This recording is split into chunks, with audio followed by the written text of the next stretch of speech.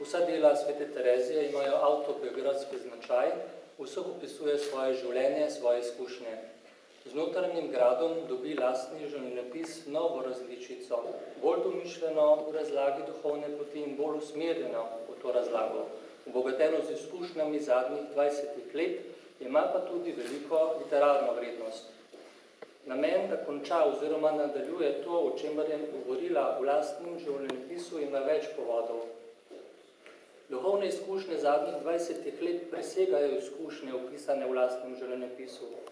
Te je fragmentarno opisala v kratkem delu izpraševanja vesti, tako da ne gre zgolj za nadaljevanje opisa duhovnega razvoja, temveč je pravi povod to, da so te izkušnje, posebno še od srečanja s Svetim Janezom od Križa, leta 1572 in pod njegovim mentorstvom dale njenemu življenju popolnoma novo interpretacijo, ki je omogočila tudi boljšo teološko sintezo.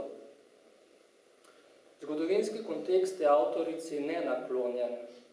Od leta 1576 je bila tako rekoč zaprta v samostanu v Toledu zaradi inkvizicijskega procesa proti njej in bosonogim Kameričankam v Sevilji. Avgusta 1577 je prispel v Madrid novi papeški nunci z namenom, da odpravi bosonoge, to je reformirane Karmeličanke, tako rekoč uniči vse, kar je Terezija do takrat naredila, ustanovila. Tako da je konec leta 1578 se je zdelo, da je karmeličanska reforma na silo prekinjena. Delo Notranji grad tako nastane v zelo nenaklonjenem okolju, v kateremu je treba prišteti še avtoričino slabo zdravstveno stanje. Na prigovarjanje patra Grafjana in njenega tedanjega spovednika je začela delo pisati junija 1577 v Toledu. V predgovoru samoizpovedno opiše, kako težko je bilo začeti s pisanjem, vzroke teh težav in voljo, da kljub vsemu premaga svojo naravo. Je namreč brez veselja, šumi v glavi in da bo pisala iz pokorščine. Iz pisem tega leta se jasno vidi, s kakšnimi težavami se je srečevala. V 15 dnevih je v svojem rednem delu končala opis prvih 3 bivališč. To je proti koncu meseca končala prvo poglavje 4. bivališča in morala pisanje prekiniti, zato pravi: Moj Bog, kako sem zašla, čisto sem pozabila, o čem sem govorila. Opravki in zdravstveno stanje me silijo, da ostajam od pisanja, ko sem v najlepšem zaletu. Ker imam slab spomin in ne utegnem prebrati, kar sem napisala, bo vse najbrž v velikem neredu, vendar pišem tako, kakor čutim. Na tak način je s prekinitvami, potovanji, slabim zdravjem napisala še 5 naslednjih poglavij. S pisanjem je nadaljevala šele čez 4-5 mesecev v samostanu Svetega Jožefa v Avili, kjer je na en mah napisala preostali del knjige. To je od 4. poglavja 5. bivališča, to je 16 poglavij od skupno 27. Dodala je še 2 lista epiloga in spremnega pisma, kar je avtorica sama uredila v snopiče in oštevilčila, ter predala neki Avilačanki, ki jih je prepisala in tako nastala prva kopija dela. S pisanjem dela je končala 29. novembra 1577 v samostanu Svetega Jožefa v Avili, 6 mesecev torej po začetku. Vendar je dejansko, če upoštevamo te prekinitve, pisala 2 meseca. Notranji grad je tako izšel prvič šele po avtoričini smrti leta 1588 v Salamanki. Polni naslov se glasi: knjiga imenovala Notranji grad ali bivališča Notranjega gradu, ki jo je napisala mati Terezija Jezusova, ustanoviteljica bosonogih karmeličank zanje, po ukazu predstojnika in spovednika. Izdaja je imela takrat 268 strani. Naslovnik dela so njene sestre, ki jih v delu omenjal vsaj 100-krat, malo večkrat celo. Kaj je tematika in namen? Namen dela ne bi bil obravnavati molitev in pojasniti nejasna vprašanja v zvezi s tem. Vendar je več kot to. Res sta omenjeni 2 točki Terezijin izhodiščni program notranjega gradu, vendar se razlaga molitve in molitvenih stopenj postopoma spremenil traktat mistične teologije, opis lastnega duhovnega in mističnega procesa, opis lastnega življenja skozi prismo duhovnega življenja, zaradi česar ima notranji grad hkrati značaj življenjepisa. Pri tem avtorica ostaja zvesta sebi in ne opisuje tujih teorij ali izkušenj, temveč zgolj lastne izkušnje in odmev le-teh. Že od prvih strani gre za opisovanje skrivnosti človeka, ki je sposoben doživljati Boga, skrivnost priobčevanja božanstva, ki prebiva v njem. Po uvodnih temah, opisu prvih korakov v duhovnem življenju, se sooči s težavno temo, ki jo ne samo duhovne knjige 16. stoletja, ampak knjige nasploh redko obravnavajo. To so najvišje stopnje krščanskega življenja in doseganje svetosti. V prvih 5 poglavjih avtorica tako rekoč opravi s to drugo stopnjo opisom askeze na poti proti združitvi z Bogom, to via unitativa, ki jo je opisala v poti popolnosti, v naslednjih 22 poglavjih pa opiše začetke mističnega življenja. Združevanje in začetno posvečevanje, ljubezen in njene učinke na mistika ter použitev v izkušnji kristoloških ter trinitalnih skrivnosti in popolno pripravljenost za služenje drugim. Pri tem gre za 3 bistvene vsebinske poudarke. Prvi je antropološki, kjer gre za človeka s svojo sposobnostjo in dostojanstvom, svojo odprstostjo transcendentnemu, predvsem v prvem bivališču, kristološki, kjer gre za polnost skrivnosti smrti in ustajenja, da bi verniku prišlo do preobrazbe v Kristusa, predvsem v 5.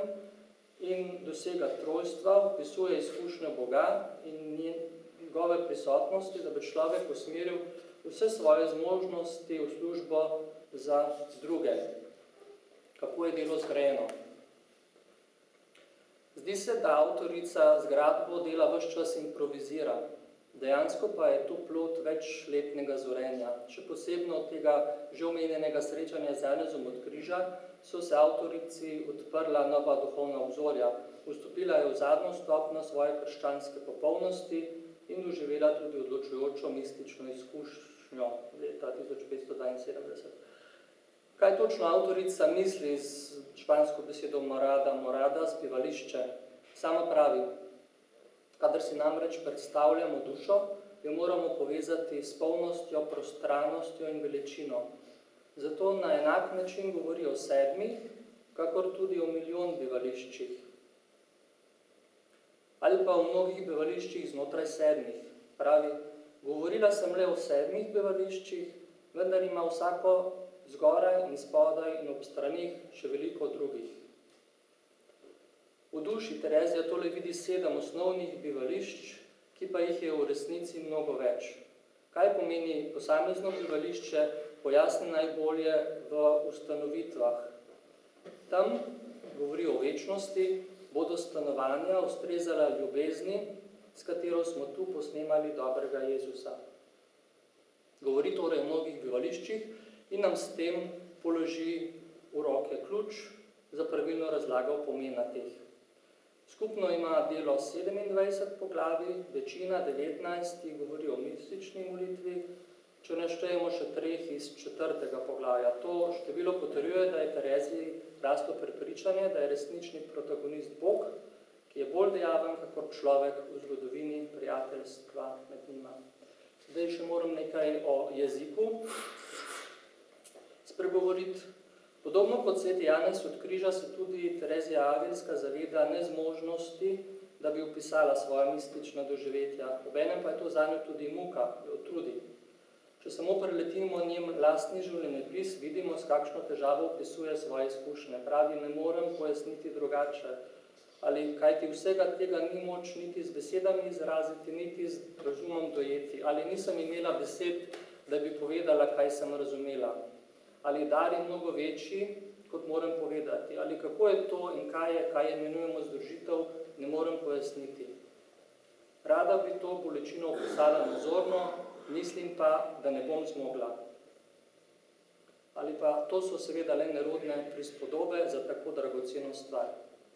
Za opisi torej manjkajo besede, zadostno razumevanje izkušenega ali pa spomina. Ko govori o milosti puščice, pravi, ni moč opisati, kako Bog hrani dušo. Torej ta ekspresivna nemoč jo sili, da se zateče k uporabi figurativnega jezika in si celo pomaga, kdaj pa kdaj z raznimi neumnostmi, ko sama pravi, kar bi jim pomenilo toliko kot nesmisli. Včeraj govori tudi sveti Janez od Križa v predgovoru k duhovni pesmi, ko pravi, otroče bi bilo misliti, da je izraze v mističnem spoznanju mogoče raztolmačiti s kako besedo. Mi sami tega ne moremo dovolj dobro doumeti in dojeti, kaj šele, da bi izrazili. In kdo bi znal izraziti z besedami, kar jim daje občutiti. Zato raje pustijo prekipevati vsaj nekaj svojega občutja v podobah, prispodobah in primerjavah. Če kdo teh prispodob ne dojema, se mu zdijo bolj nesmisli, kot pa razumne besede. Kajti Sveti Duh ne more izraziti bogatstva svoje misli z vsakdanjimi in splošno rabljenimi besedami, zato razodeva svoje skrivnosti v nenavadnih prispodobah in primerjavah. Iz tega izhaja dejstvo, da sveti učitelji ne bodo mogli z besedo nikdar popolnoma raztolmačiti tega, kar se ni dalo z besedami izraziti. Terezija pa pravi, mislim, da bi bilo najbolje molčati o tem in preostalih bivališčih, kajti vsega tega ni možno niti z besedami izraziti, niti z razumom dojeti.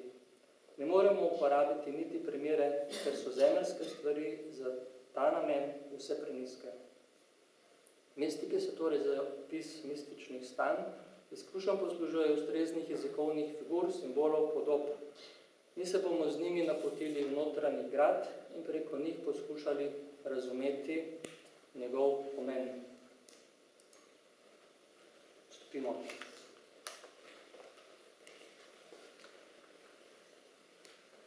Ko sem danes, to je ta 2. junij 1577, prosila Gospoda, naj govori namesto mene, ker nisem vedela, kaj naj povem in kako naj začnem naloženo delo, mi je prišlo na misel, kar bom zdaj povedala in kar naj postane temelj moje razlage.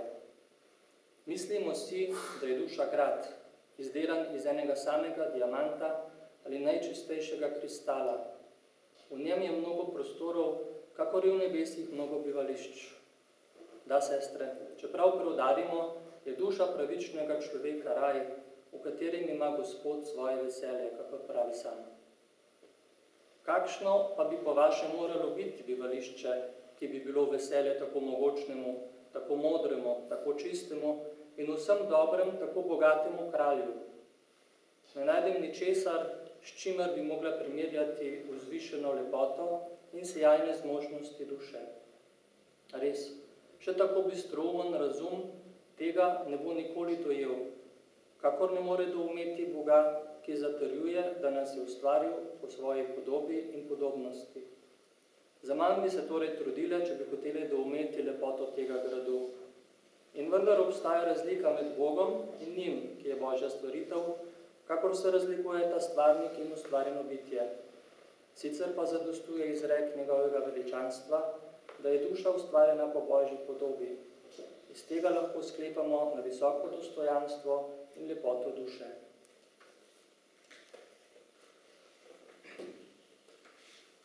Terezija torej primerja dušo z rajem, drevesom življenja, je grad in biser, drevo in voda in na ta način že od samega začetka za opis prostorja notranjega gradu uporablja podobe, simbolne slike in prispodobe. Besed, ki jih je avtorica uporabila v alegoričnem simbolnem pomenu, je v prvem bivališču veliko. Nekatere povezujejo pomen duše z milostjo, kot so grad, kristal, biser.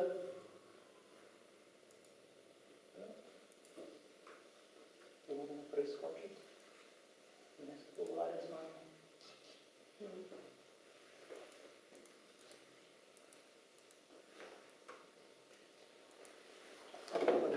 Vidim, kaj me sprašuje.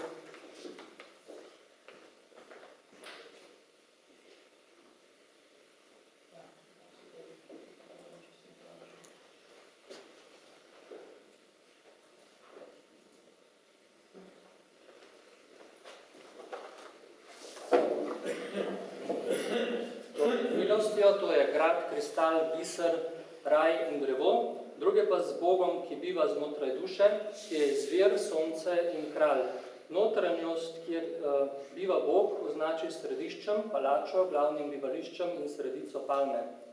Vrata molitve so edini vhod v grad, pot pa je duhovni proces približevanja duše Bogu, ali rečeno drugače, molitev so edina vrata v grad.